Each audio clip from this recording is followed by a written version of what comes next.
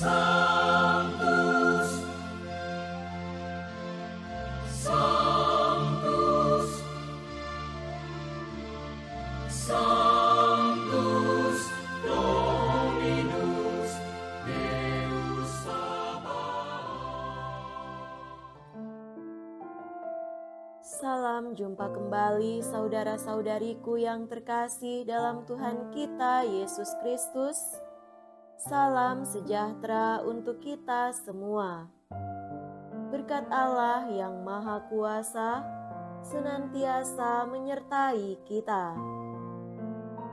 Marilah kita mendengarkan dan merenungkan bacaan-bacaan kitab suci hari Selasa tanggal 24 Desember tahun 2024, Vigili Natal.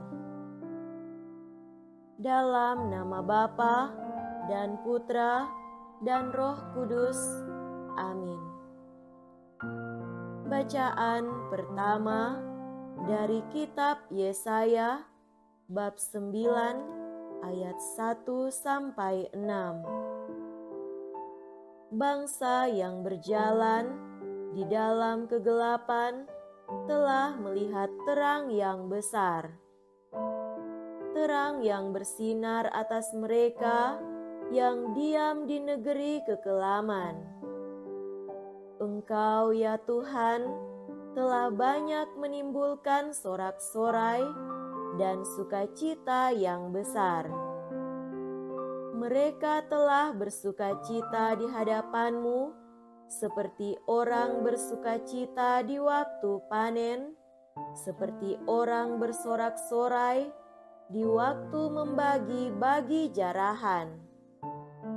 Sebab kuk yang menekan bangsa itu dan gandar yang di atas bahunya serta tongkat si penindas telah Kau patahkan seperti pada hari kekalahan Midian.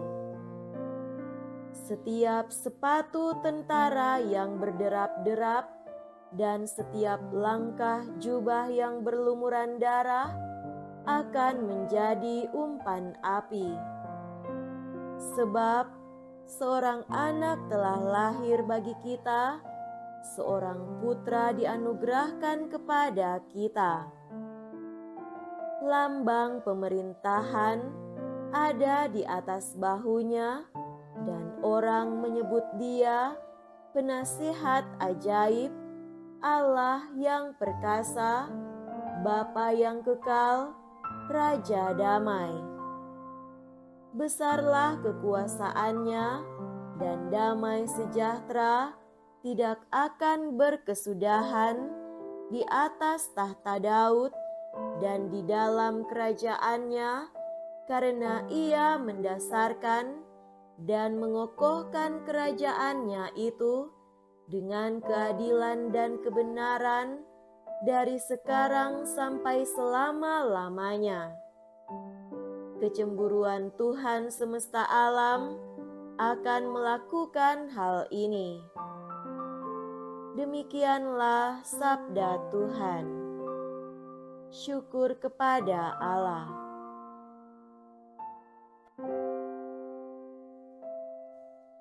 Bacaan kedua dari surat Rasul Paulus kepada Titus bab 2 ayat 11 sampai 14.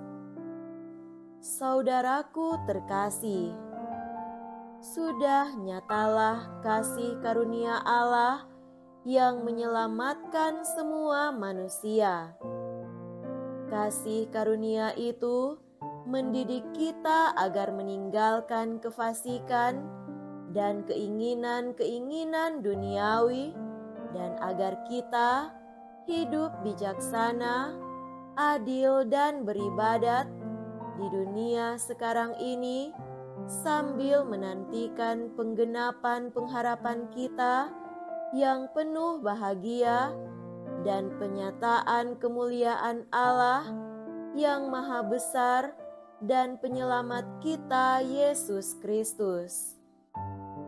Ia telah menyerahkan dirinya bagi kita untuk membebaskan kita dari segala kejahatan dan untuk menguduskan bagi dirinya suatu umat miliknya sendiri yang rajin berbuat baik.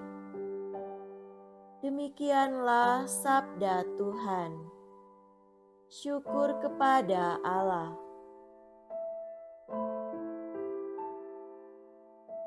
Semoga Tuhan beserta kita sekarang dan selama-lamanya. Inilah Injil suci menurut Santo Lukas. Dimuliakanlah Tuhan. Injil Lukas bab 2 ayat 1 sampai 14. Pada waktu itu, Kaisar Agustus mengeluarkan suatu perintah menyuruh mendaftarkan semua orang di seluruh dunia. Inilah pendaftaran yang pertama kali diadakan sewaktu Kirenius menjadi gubernur di Syria. Karena itu, pergilah semua orang mendaftarkan diri masing-masing ke kotanya sendiri. Demikian juga Yusuf pergi dari kota Nazaret di Galilea ke Yudea, ke kota Daud yang bernama Betlehem, karena ia berasal dari keluarga dan keturunan Daud, supaya didaftarkan bersama-sama dengan Maria tunangannya yang sedang mengandung. Ketika mereka berada di Betlehem, tibalah waktunya bagi Maria untuk bersalin, dan ia melahirkan seorang anak laki-laki, anaknya yang sulung. Lalu dibungkusnya anak itu dengan kain lampin dan dibaringkannya di dalam palungan, karena tidak ada tempat bagi mereka di rumah penginapan. Di daerah itu ada gembala-gembala yang tinggal di padang menjaga kawanan ternak mereka pada waktu malam. Lalu berdirilah seorang malaikat Tuhan di depan mereka, dan kemuliaan Tuhan meliputi mereka bersinar, sehingga mereka sangat ketakutan. Kata malaikat itu kepada mereka, "Jangan takut, sebab sesungguhnya Aku memberitakan kepadamu kesukaan besar untuk seluruh bangsa. Hari ini telah lahir bagimu Juru Selamat, yaitu Kristus Tuhan di kota Daud. Inilah tandanya bagimu. Kamu akan menjumpai seorang bayi dibungkus dengan kain lampin dan terbaring di dalam palungan." Tiba-tiba tampaklah bersama dengan malaikat itu sejumlah besar bala tentara surga yang memuji Allah, katanya, "Kemuliaan bagi Allah di tempat yang maha tinggi, dan damai sejahtera di bumi di antara manusia yang berkenan kepadanya." Demikianlah sabda Tuhan. Terpujilah Kristus.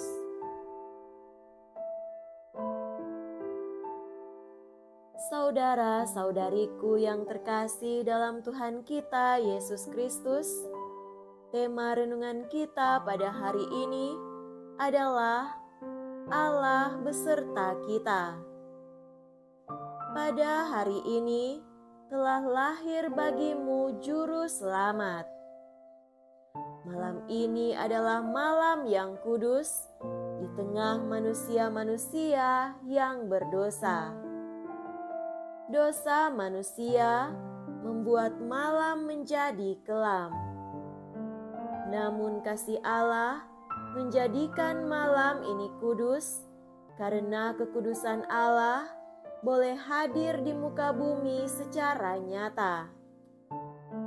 Itulah kelahiran Tuhan kita Yesus Kristus, yang walaupun dalam rupa Allah, tidak menganggap kesetaraannya dengan Allah itu sebagai milik yang harus dipertahankan, melainkan telah mengosongkan dirinya sendiri dan mengambil rupa seorang hamba dan menjadi sama dengan manusia.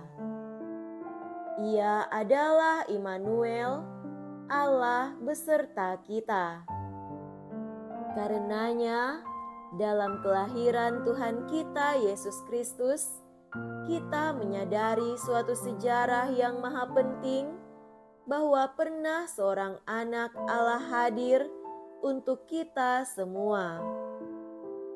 Ia berbicara secara dekat dengan kita. Dalam dirinya, kerinduan Allah itu terwujud secara lengkap dan sempurna. Allah rindu untuk melihat dan berbicara dengan kita dari mata ke mata. Ia ingin menyapa kita secara pribadi, sebagaimana seorang ayah terhadap anaknya, atau seorang ibu terhadap anak yang dikasihinya. Surat Ibrani berkata, setelah pada zaman dahulu, Allah berulang kali dan dengan berbagai cara berbicara kepada nenek moyang kita dengan perantaraan para nabi. Pada zaman akhir ini, Ia berbicara kepada kita dengan perantaraan anaknya yang telah Ia tetapkan sebagai ahli waris segala sesuatu. Apakah alasan Allah mengutus putranya ke dunia ini? Injil Yohanes berkata, karena begitu besar kasih Allah akan dunia ini, sehingga Ia telah mengaruniakan anaknya yang tunggal, supaya setiap orang yang percaya kepadanya tidak binasa, melainkan beroleh hidup yang kekal. Itu berarti alasannya adalah kasih Allah yang begitu besar akan dunia ini.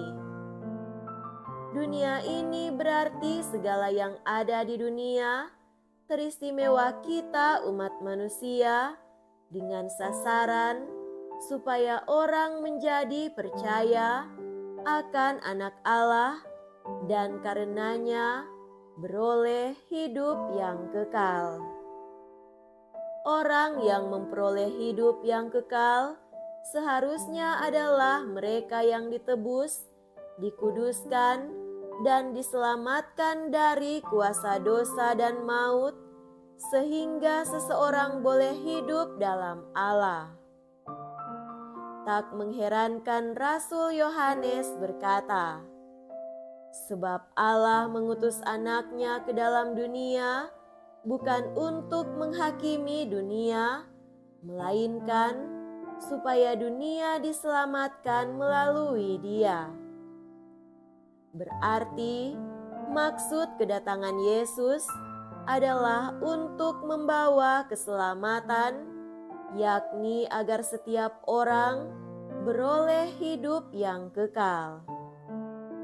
Saudara-saudariku terkasih, misi keselamatan itu dicatat oleh Nabi Yesaya saat ia berkata bahwa bangsa yang berjalan dalam kegelapan telah melihat terang yang besar. Terang bersinar atas mereka yang diam di negeri kekelaman dan menimbulkan banyak sorak-sorai dan sukacita. Ini adalah penggambaran keselamatan itu sebagai terang. Injil Yohanes menegaskan hal itu dengan berkata, terang itu bercahaya di dalam kegelapan, dan kegelapan itu tidak menguasainya. Maka alasan kita bersukacita menurut Nabi Yesaya adalah bahwa kita telah melihat Yesus Kristus membawa keselamatan yang adalah terang dunia. Yesus bersabda, "Akulah terang dunia. Barang siapa mengikut Aku, ia tidak akan berjalan dalam kegelapan, melainkan ia akan mempunyai terang kehidupan." Penginjil Lukas mencatat kelahiran Yesus di kota Betlehem pada waktu sensus penduduk yang pada waktu itu diadakan oleh Kirenius sebagai gubernur di Syria. Tiadanya penginapan menyiratkan komitmen Allah untuk masuk dalam pergumulan hidup manusia, termasuk segala kesulitannya, tanpa mengecualikan anaknya yang tunggal untuk mengalami apa yang dialami oleh manusia, teristimewa pada tingkat yang terendah, yakni pada saat orang terpuruk, terabaikan dan dibuang, kekurangan makanan, orang yang tidak mempunyai fasilitas tempat tinggal, dan pakaian yang memadai.